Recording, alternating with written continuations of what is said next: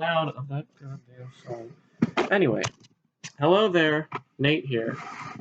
Well, as you can tell, this is a video about MASH, a show that I just finished all 200 and however many friggin' episodes of this show. And I felt like just doing a video about MASH, summing up my feelings about the show. When you watch a show so monumentous, then you feel like you need to say something, about it. And this is my little contribution. I'm sure there are going to be way better analyses of this show. I don't know if this is analysis, it's just my opinion on the show. Things I've thought about, a little synopsis and all that stuff. So it's going to be pretty rambly. But when am I not rambly? So anyway, let's get started. So for those of you who don't know what MASH is a TV show from the 70s, ran from 72 to 83. Yeah, it ran for 11 seasons. MASH stands for Mobile Army Surgical Hospital, if I remember correctly. And basically, it's about the Korean War, and it's about these doctors that work in Korea. They're stationed in Korea, and just the work they do, soldiers and all that. And so basically, they have to take care of certain people to come in. And while they're there, when they're not working on getting soldiers back to the line, they try to have as much fun as possible because war is heck, and they're trying to make it as less of heck as possible. So there's a lot of humor to it. It's a comedy. It's also a drama. Of course, depending on what season you're on, there may be more drama than comedy. The show kind of started off as a comedy with more dramatic undertones, but slowly began to morph into more of a drama with comedic undertones, or however you want to call it. So yeah, it's a show that I never really watched until just recently. My dad was a big fan of the show, and I think my sister was too. My mom's not quite fond of it, but so be it. And it's a show that I never really cared much for. I think I never really liked the theme song. I like the original key, but I think the piccolo playing the theme song at the credits when it's faster is just so grating on my ears that I really just can't stand that version of the song. However, a couple of years ago, I did see the movie for the first time, the Robert Altman movie from 1970, and I liked it. I thought it was really good. I was familiar with Altman's work, so I thought, well, give it a shot and see what this movie's all about, see how removed it is, because, a lot of the cast, I think with the exception of Gary Berghoff, is the only cast member to have appeared in both the movie and the TV series, playing the part of Radar, which we'll get to characters in a minute. So I saw it, and then I found a copy of season 1 from my local half-price books in the clearance aisle from $3 or $2, I think. So I thought, why not? I'll pick it up. And then from that point on, I just got them from the library until I got to around season 8 is when I finally went ahead and just said, you know what, this is a show I'm going to want to watch again and again. So I picked up the complete set it comes with the film too. So, which I've been watching the DVDs like it's nobody's business lately. So that's my preferred way of doing it for reasons which I'll get into in a minute. So let's talk about the show. Let's talk about the characters for a minute. So obviously the cast went through several different changes, but we'll start at the beginning. The first season cast was, I think there was only 5 of them, 5 or 6 characters. There's Captain Benjamin Hawkeye Pierce, played by Alan Alda, and he's the captain, he's surgeon, he's very humorous, he likes to tell jokes a lot. He hides a lot of pain behind his humor, and it's basically a defense mechanism for dealing with the wars, his constant joke telling and all that. And he and another character, Major Margaret Hot Lips Houlihan, played by Laura Swit, are the only two characters to have appeared to be main cast members in all 11 seasons. While Swit missed a number of episodes throughout the show's run, Alan Alda is the only actor to have appeared in every episode of MASH. So yeah, he's definitely kind of the star. So yeah, his character's again very, very much a humor-driven character. He does have a lot of serious moments. He's very quick to defend a person when they feel like they need to be defended, but also quick to cut off a character. We'll get to more episode-centric things in a little while. But what else? I already mentioned Margaret Hot Lips Houlihan, who's the head nurse, and she's in charge of all the other nurses. And they give her the nickname Hot Lips because she's very attractive, and all the soldiers fall for her, and even all the other soldiers, the people working at MASH, are kind of hot for her and all that. And who else? There's Trapper John McIntyre, played by Wayne Rogers, and he's Hawkeye's buddy. The two of them are the best surgeons in the area, and they're always telling jokes and making fun of people. But again, when the chips are down in the ER and the OR, they are on it. They're really good at their job, and they take their job extremely seriously. Except when the scrubs are off, that's when it's time to play. They're always getting drunk. They have a still in their tent, which is affectionately labeled the Swamp, and they share the tent with Frank Burns, who's played by Larry Linville. And Frank Burns is the exact opposite of Hawkeye and Trapper John. He is no nonsense. He's a good surgeon, but he's not a lot of fun to be around out, when the scrubs are off. Trapper and Hawkeye are always playing pranks on him, and mostly because of the fact that he's kind of an asshole. He's very and he and Margaret are sharing a not so secret relationship, the two of them together, and they are always secretly sneaking off. The two of them are always quick to report Hawkeye and Trapper John for their misdoings, but of course they're also sneaking off to have illicit romances together, even though everybody in the MASH knows about it, but they try to keep it secret as if no one knows. So yeah, so I see Hawkeye, Trapper John, Frank Burns, Hot Lips, Henry Blank, the Captain Henry Blank, and he's the Colonel Henry Blank.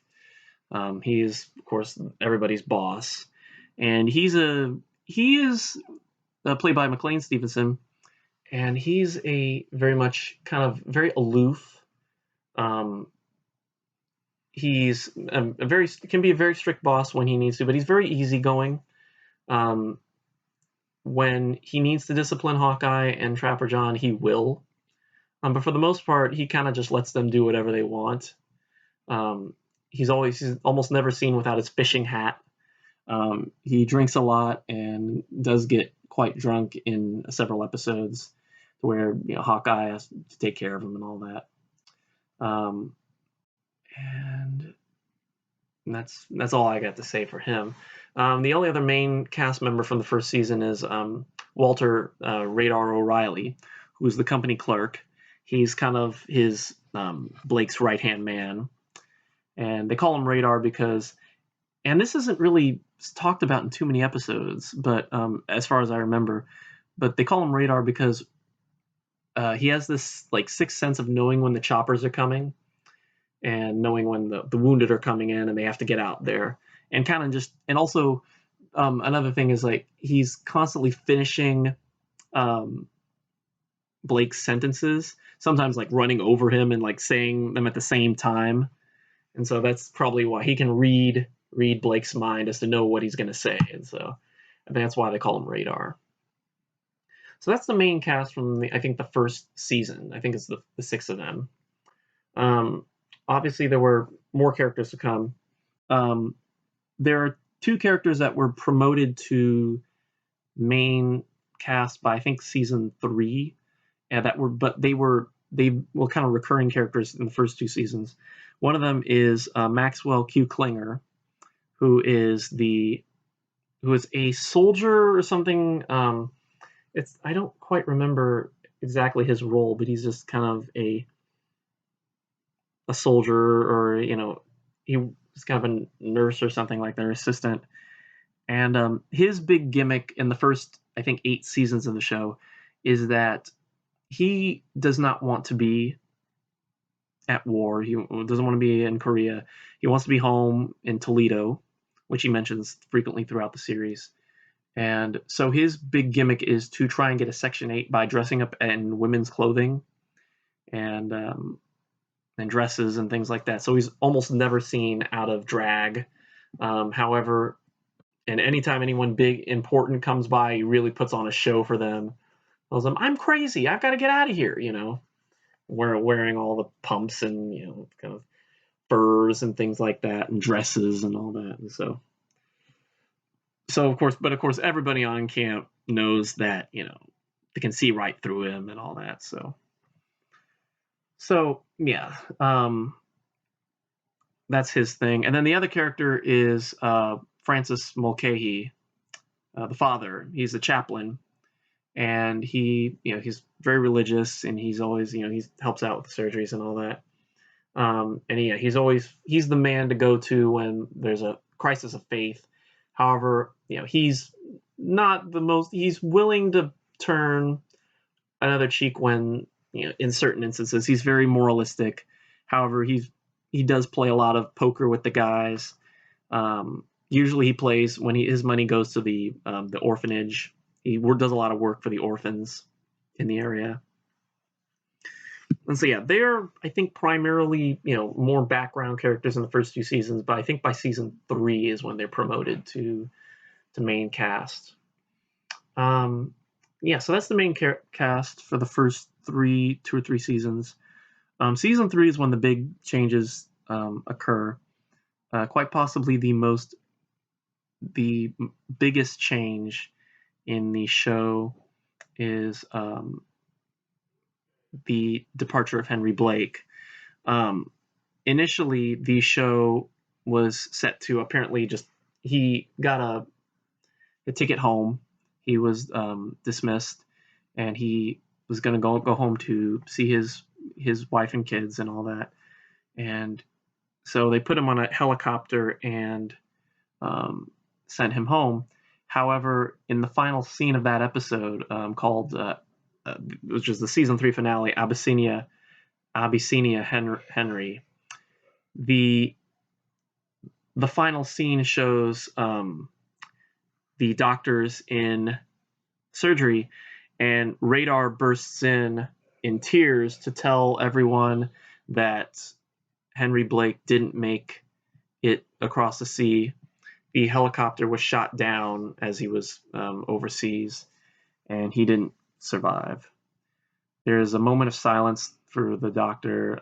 Margaret starts crying, and while Hawkeye and Trapper John are visibly upset, they continue to work on the soldier they have in front of them. It's definitely one of the most controversial moves that the show made. I read that apparently some networks would not air the ending, or some networks did not air the ending in syndication, refused to air the knowledge of his death. McLean Stevenson did not die until like the 90s, so it wasn't like he died. Yeah, so So that was his death. I don't think McLean Stevenson knew until well after until the episode aired, or because obviously he wasn't a part of it. I think it was supposed to add a touch of realism to the show, but it kind of visibly upset a lot of people, obviously. So season 4 starts off with them getting a new colonel, Sherman T. Potter, played by Harry Morgan, who had a guest spot in the season 3 premiere as a general. I think who was a little off his rocker in one of the most uncomfortable episodes due to his character revealed to be a racist, and of course not in his mind. So yeah, so for me to see him play a racist and then suddenly him know that he's going to play a character that I'm going to see for the last 7 seasons of the show, but yeah, I mean, that being said, Potter's character is way different, of course. He's very rough. Compared to Blake, he's much more strict. He's very, again, he's no nonsense. He dismisses Klinger real quick, he can see through Klinger's BS after Klinger comes in and dress, and tries to plead with him and tells him who he is. Potter's first response is horse hockey, and so other things about Potter, he's a painter, and throughout the series, he paints different pictures of the cast and hangs them up, and you can see them throughout the show. See them hanging up in his office. And so so there's that character, and the other big character that comes in at the beginning of season 4 is BJ Honeycutt, who takes Trapper John's place. At the beginning of season 4, Trapper John is nowhere to be found. He left without saying goodbye to Hawkeye. I think Wayne Rogers left the show, and so they replaced him with BJ Honeycutt, played by Mike Farrell, who would be Hawkeye's buddy throughout the rest of the show. At first, it's a little chilly, but just because they're coming from slightly different backgrounds. However, they pick up really quickly, especially when they both find out that they both discover share their hatred for Frank Burns, who is still sharing the tent with them and he has no interest in messing around with them, and so yeah, the two of them are really buddy. BJ leaves behind his wife Peg and his daughter, whose name I cannot remember. It's like Edie or something like that, or Ava. I cannot remember. I know his wife's name is Peg. That's all I know. And so he's always writing back to them. His daughter's like only 1 year old or less than a year old, I think, at the beginning in his entrance. And so by the last episode, his daughter turns 2, and that's a big plot line, which I'll explain the last episode later. And so that's the biggest changes. The only other character, the big character to have appeared, is at the beginning of, I think, season 6. At the end of season 5, Larry Linville left the show. I think he felt like there was nothing more. I think he said that there was nothing more that he felt that the characters were doing. He was a bit bored playing Frank. He didn't feel like there was anything more that the writers were doing with his characters, and so they ended up, he ended up leaving the show. They replaced him with Major Charles Emerson Winchester III, played by David Ogen Stiers. And compared to the two of them, Winchester is much more snooty. He's coming from a place of very hoi polloi-ish, when he finds out he's working in a MASH tent, he really turns his nose up at the whole idea. He tries to get out of it. He eventually resigns himself to his fate, and ends up camping. Ends up sharing the swamp with BJ and Hawkeye. but they instantly don't like him because of his background. And so they start playing pranks on him. In his first episode, they're constantly, getting the better half of him. However, the episode ends with Winchester successfully pranking the two of them. Winchester is constantly playing classical records and reading, highbrow material, reading material, and all that, which drives them crazy. He won't, he does get drunk at times, but he's almost never drinking with them. That being said, though, Winchester, is a very unlikable character because of just how, yes, well, I refuse to do this, but he does have a soft spot. I can't remember, and that's the thing about watching 11 seasons of a show and trying to go back and remember certain episodes. I'm not gonna. I may look up a episode guide later, but for now I'm just kind of going by memory.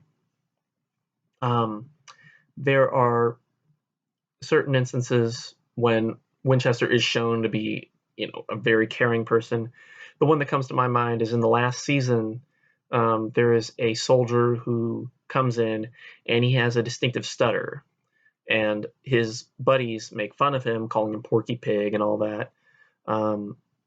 And Winchester takes a shine to this character, the soldier, and tries to help him with, learning, trying to get rid of his stutter and all that. And while he doesn't feel like he gets through to him, he, feels happy that he tried, because later, toward the end of the episode, it's revealed that he got a package from his sister, a record, a recorded letter. And it's revealed once the record starts playing that his sister has a stutter, and he loves her to death. And so he's smiling as he listens to her, talk with her stutter. And so it's an ulterior motive for helping the soldier out. So he can be a good guy. He's just kind of rough around the edges. So yeah, that's the only last big character to have made it on the show, I think, in season 6.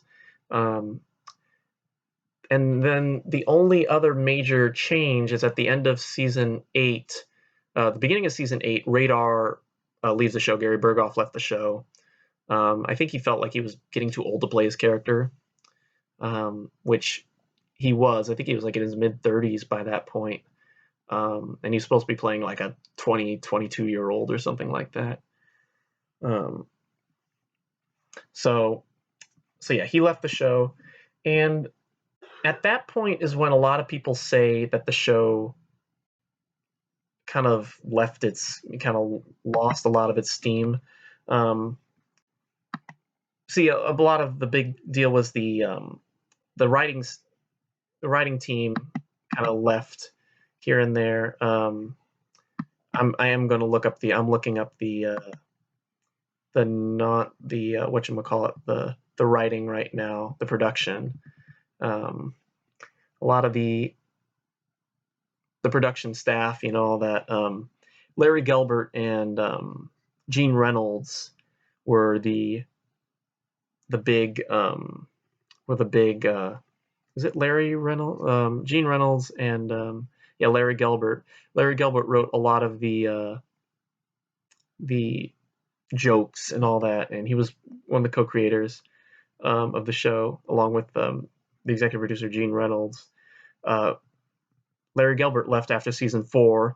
Gene Reynolds left after season 5, and then Burt Metcalf became the new executive producer, along with Alan Alda, who had more of a say in how the show should work. And so yeah, by season 8, after Radar leaves, the show just isn't the same, or at least from my personal point of view too. It becomes more of a dramatic reading. The comedy feels very forced. But again, overall, it's still a funny show in places, but it's tricky. That being said, I want to bring up one of the biggest contentions with a lot of people, at least watching the show on TV, is the laugh track. CBS apparently refused to air the show without a laugh track. whereas the creators did not want one, because why would you put a laugh track on war? Which makes perfect sense to me. The laugh track, however, CBS refused to air it. So they came to a compromise. There is no laugh track anytime the doctors are in the OR, they're operating. CBS relented and said that's understandable. So there is absolutely no laugh track while they're operating. The laugh track is, of course, very tacky. It's the same laugh track that a lot of old shows from the 60s and 50s have used. And so it's really pretty terrible. There are a number of episodes that are so dramatic that they do not air with laugh track. For instance, one of the most memorable episodes is an episode called, I think it's called The Interview, which is a black and white, like news, supposed to be a news report where all the surgeons are interviewed and they're talking about their time behind the war, and it's definitely one of the most memorable episodes of MASH. And so that episode airs with no laugh track. But yeah, it's a point of contention with me because I hate laugh track. I think it's terrible, and especially the MASH laugh track. It's hard to concentrate when there's somebody telling you when to laugh, especially the show that gets very serious at times, especially during the last few seasons. So I found out that in the UK, they don't air it with laugh track. It's aired without the laugh track because they hate it. So I've only watched a couple episodes with the laugh track on it because for a while I watched it on Hulu, and only in the first season when it was a lot funnier. So for the rest of the show, I watched it on DVD. The DVD has the option to watch the show without the laugh track, which is like, thank God. I mean, you can watch it with the laugh track if you like it, but there is a audio option to hit English without laugh track. So thank goodness. There is only, I think, one episode. There's one episode of the show that could not be, apparently, in the DVD. The master tapes were lost, and it was a clip show. It was a sequel to the first interview episode that featured flashbacks to older episodes, and because of that, it's taken from like a videotaped. That episode is taken from like a videotaped version of the episode, and so because of that, the laugh track is intact on that episode. So, and it's bad, So anyway, yeah. So what else can we talk about? So yeah, that's about it. Really, that's really the main focus. Again, and there's a lot of minor characters like Rizzo, who was always working on the cars. He does a lot of the transportation. He's always scamming, trying to scam the other guys into getting money from them. There's Igor, who's like the head chef. He works as a chef, but he also does little odd jobs. He bartends at Rosie's, who's like a nearby bar that the surgeons are frequently seen at. Yeah, so that's the main stuff. I guess the rest of it is just talking about certain episodes, or other characteristic episodes, memorable episodes. One of the most memorable episodes that I can think of for Hawkeye, the first episode that I thought did comedy and drama really well, and I don't remember the name of it, but I think it was in season 1 or 2. It's an episode where Hawkeye loses his first patient on the operating table, and he cries. He basically cries, and the other doctors try to console him and all that. Another episode, a good episode for Hawkeye, what just shows him being more human than the rest of them, is when he falls in love with this general or colonel or something, or captain, this female lady captain and all that, and so they have an affair and all that, and at the same time there's this soldier's getting married to a Korean woman, and they're, and Hawkeye and the captain are talking, and she reveals that she disapproves of their getting married because of the fact that they're from two different races. And Hawkeye tries to get her to explain it, and when it's revealed that she's racist, he quickly backs out of the he's like, I can't believe this, and so he quickly backs out of the romance and leaves her to her own devices. So anyway, so that's the best of Hawkeye. I mean, again, he's a very funny guy. I love Alan Alda's delivery. He's very much, he reminds me a lot of Groucho Marx, and it's hinted at several times. Another interesting thing about the BJ, one of the that's commented on throughout the series, is that I think in season 6 or 5 or 6, it might be season 6. I'm going to actually look this up because I want to confirm this. I believe it is in season 6. Is it season 6? I'm looking it up right now as I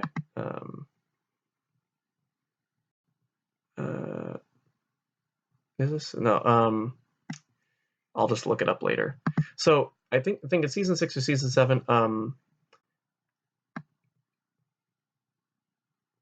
Mike Farrell grows a mustache. Honeycutt grows a mustache, which he comments on, and which Hawkeye comments on, and is made fun. He makes fun of throughout the whole season, throughout the whole rest of the series, and yeah, so it's kind of ridiculous because in the first season he's clean shaven. Mike Farrell is clean shaven and all that. However, suddenly out of nowhere he has a mustache, and so it's a little interesting. And so for the rest of the season, he refuses to shave it off. He constantly, and it's still made fun of. However, in the last, I think season 10, there is an episode. No, there's no. Okay, I can't. I'm trying to look up what season he had the mustache in. So anyway, in the last, I think in season 10, there's an episode where BJ and Hawkeye try to out joke each other, and Hawkeye ends up getting pranked by everybody else in the season, in the ship camp. And at the end of the season, it's revealed that apparently BJ set up all the pranks himself, so they weren't really being pranked or something. It's a weird thing. So anyway, so Hawkeye gets his revenge in the final scene. BJ wakes up to find out that half his mustache has been shaven off, and that's the last time you see. That's the very last time you see Honeycutt without a mustache. So yeah, it's just another weird little plot point. Potter is also a big horse fan too. He's constantly, talking about his horses. Radar is, again, very childlike because he's young. He's always never seen without his teddy bear. He's always taking care of a lot of the animals in the camp. Hawkeye and Margaret O'Houlihan are very much at each other's throat most of the time. However, when the chips are down, they are really good friends. Throughout the season, they're put together, and and she does really respect him compared to Frank, and she at times she'll even defend Hawkeye over Frank. I think in season 6 or 7, there's an episode, a 2-part episode where Hawkeye and Margaret are trapped behind enemy lines, and they share a passionate kiss that leaves Margaret kind of enraptured by Hawkeye, and she's kind of fallen in love with him for a whole episode. They quickly fall out of it, but there is kind of a will they won't they between the two of them. Let's think. What are some other memorable episodes?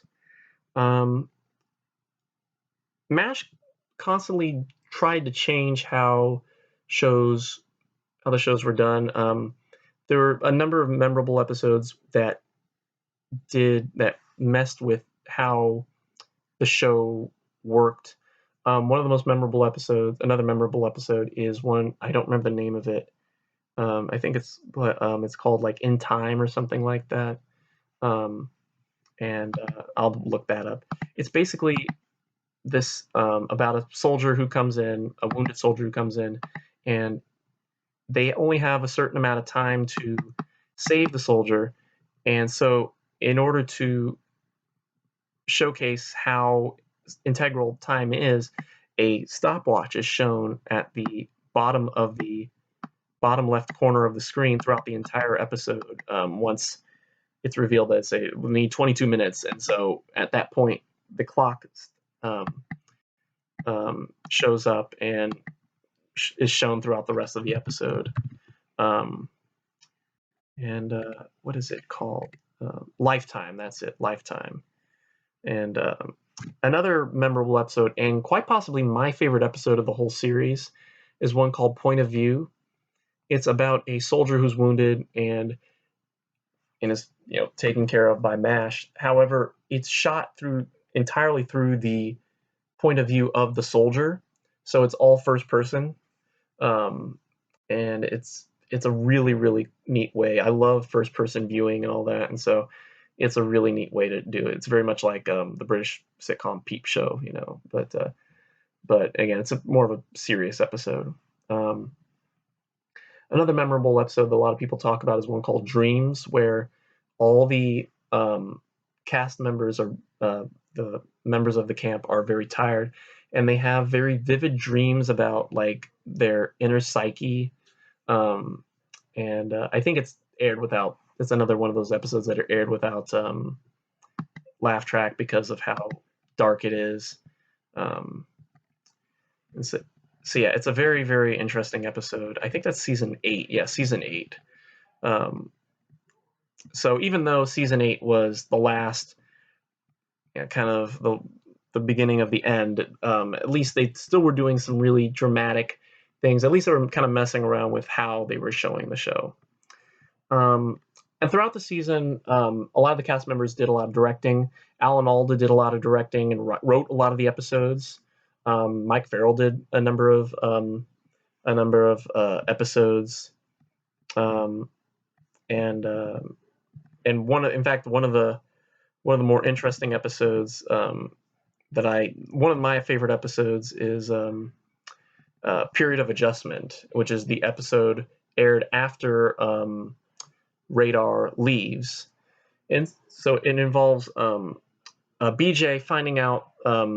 So what happens is Radar is sent to San Francisco to meet Peg and BJ's daughter, and his daughter, Erin, that's her name, Erin. Erin accidentally calls Radar daddy, and BJ finds out about this and becomes extremely depressed and gets very drunk and gets a drinking habit, and he ends up even hitting Hawkeye and destroying the still. And at the end, BJ finally, has a breakdown and cries, and because he's just so, upset about that, because Erin doesn't know who her daddy is and all that, and so but she thinks that Radar is, and that's honestly a really, really dark moment, and it's one of those real things that soldiers, probably went through, So I give credit, to that episode being definitely one of the more memorable episodes. Yeah, so outside of that, I'm looking through certain episodes. Again, there's a lot of really memorable episodes, but I just can't think of any right now. Obviously, I think one of the most memorable episodes, if not the most memorable episode of the whole show, is the final episode, Goodbye, Farewell, and Amen, which I think up until 2010 was the most, between 1983 to 2010 was the most watched televised broadcast of all TV history. Everybody tuned, and their mamas tuned in to watch the final episode of MASH, which was over 2 hours long. With commercials, I think it was an hour and a half, 2.5 hours. Because of that, it's rarely seen in syndication because of how long it is. Sometimes I think it is sometimes split up into certain, like, five or six parts and all that. But anyway, it was an amazing episode. Again, I just watched it last night. Basically, of course, the show ends with the war ending. However, Hawkeye has been put into a mental hospital due to having a breakdown after witnessing a very traumatic event behind enemy lines. I won't tell you what it is, but it's definitely one of the most darkest moments of the whole show. And it features a character that I honestly am not quite fond of, Dr. Sidney Freeman, who is a psychiatrist who visits the 4077 from time to time. And I don't know how a lot of people like his episodes. I don't. I just think he's meddlesome. In fact, one of my least favorite episodes of the show involves him, and it's one called Bless You, Hawkeye. And it involves Hawkeye having a nervous reaction to, like, sneezing. He, like, basically has this very loud sneeze, and it's so loud that it's, obviously extremely fake. Hawkeye basically just sneezes like he's losing his mind. Achoo! Achoo! And all that, and it's ridiculous. And it's apparently revealed at the end that apparently it has something to do with Hawkeye, like, sledding with his friend, and his friend falls in the ice, and and he's unable to save him.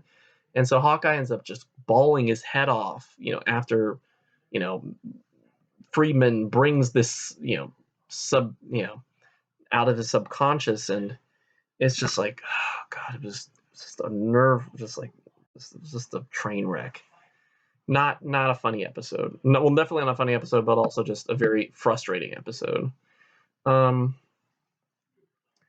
So yeah, I can't really think of any other memorable episodes of the show just off the top of the head.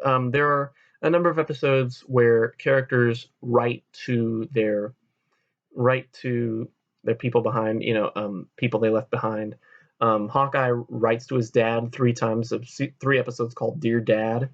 And those basically serve as vignette episodes where there's no real plot. It's just a bunch of little vignettes that he writes about the characters.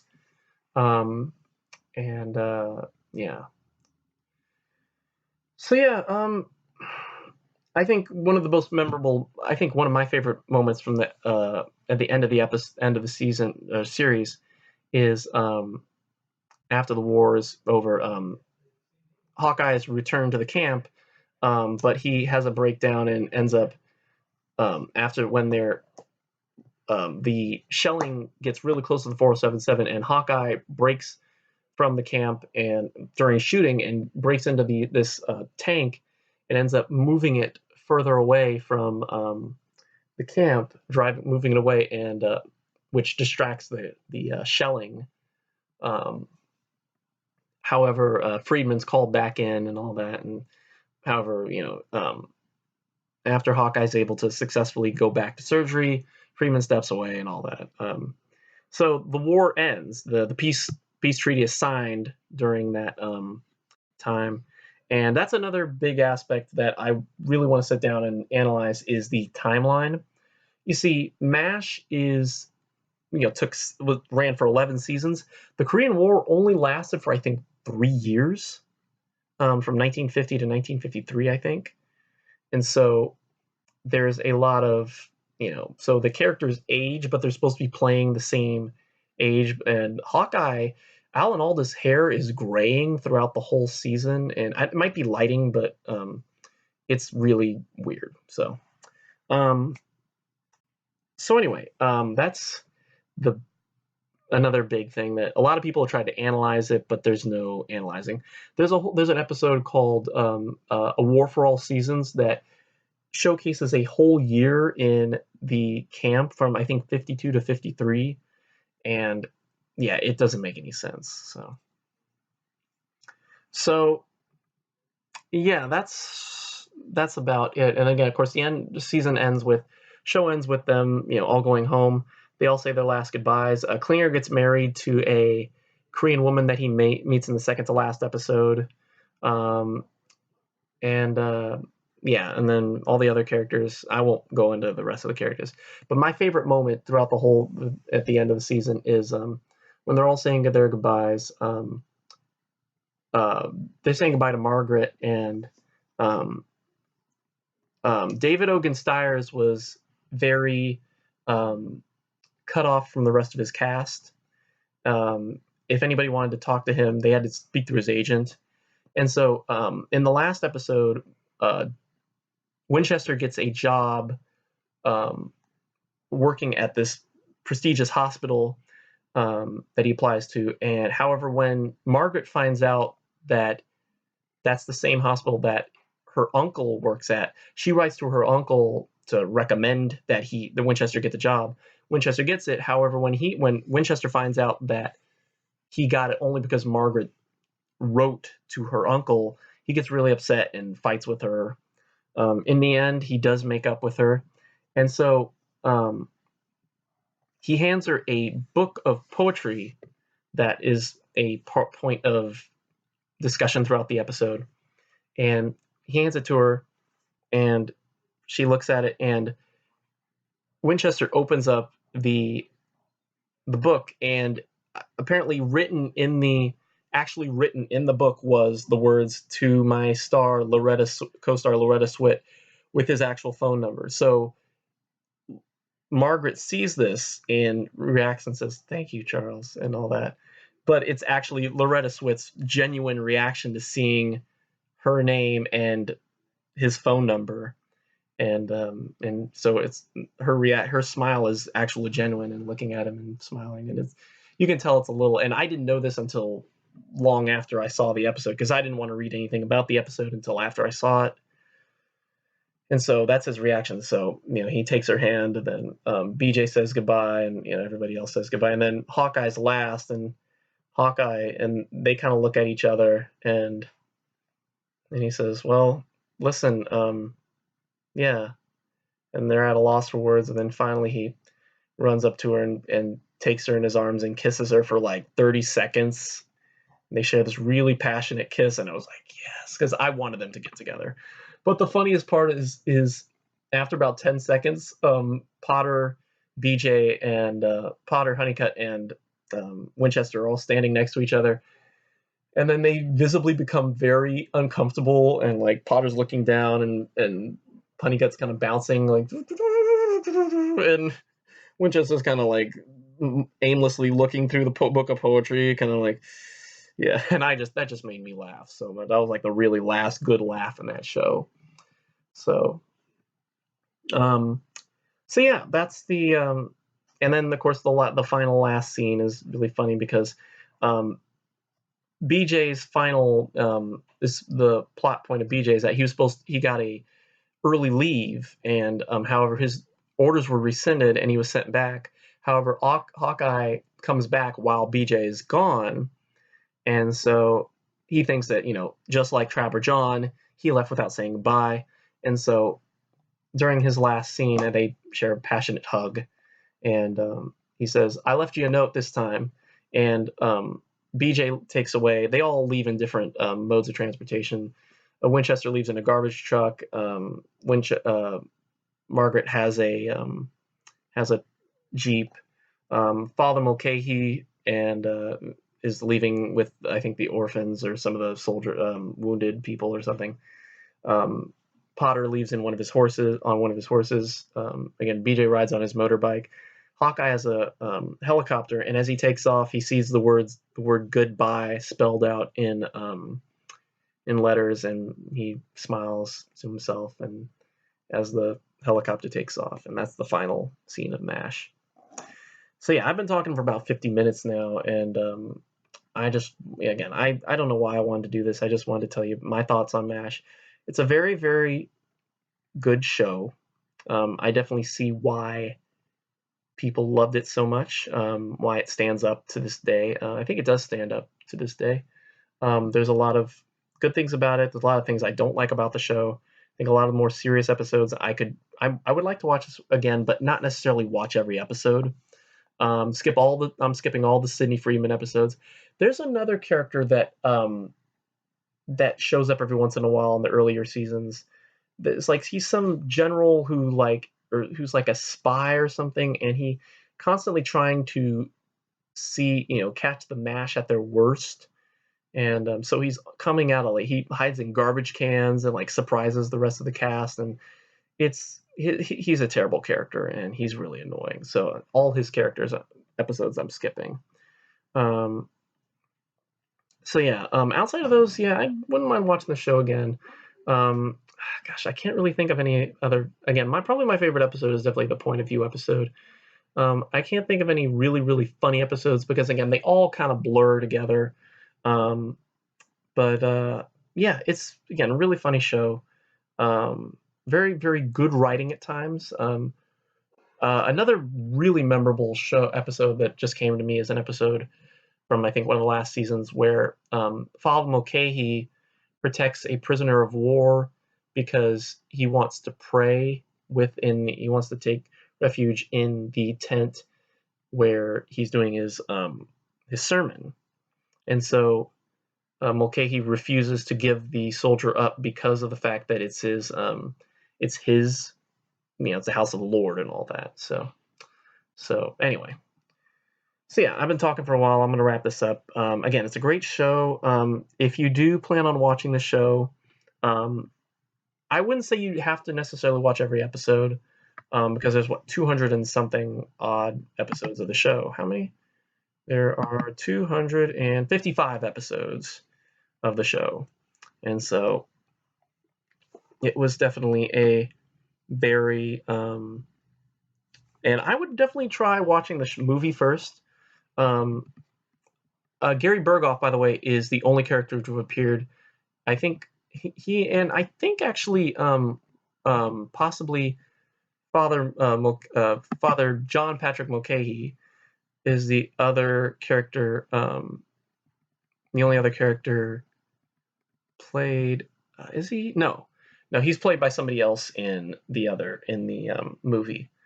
He's actually played by somebody else in the pilot too.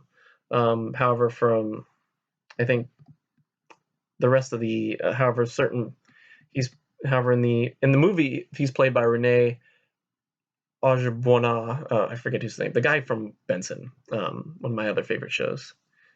But anyway, but yeah, Berghoff is the only I think character to have played both. He's Radar in both the movie and in the film, so that's another crossover. But yeah, I'd watch the movie and then check out the film, the TV series. Again, pick and choose.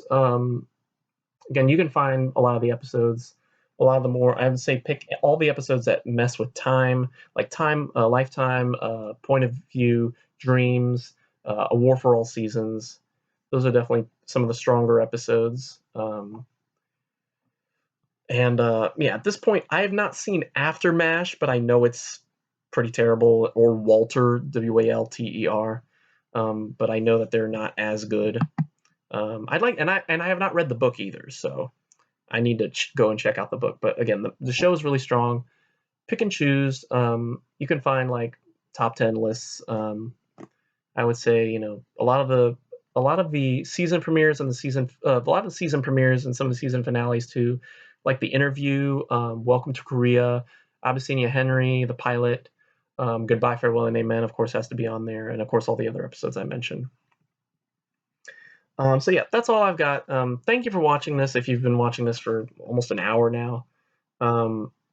Again, I did really enjoy this show, and I just felt like telling you guys about it. I'm sure I've missed a lot of thoughts, but I'm just kind of going through this with no real script. Maybe I might go back and delete this video and do it again with a better synopsis, or after I watch the show again. But for now, this is my just initial thoughts on MASH after watching the whole damn thing. So, and again, watch it in the DVD without the laugh track, because ain't nobody got time for that. So that's it for me. Thank you for watching, and yeah, check out MASH. It is a pretty amazing show. Thank you again.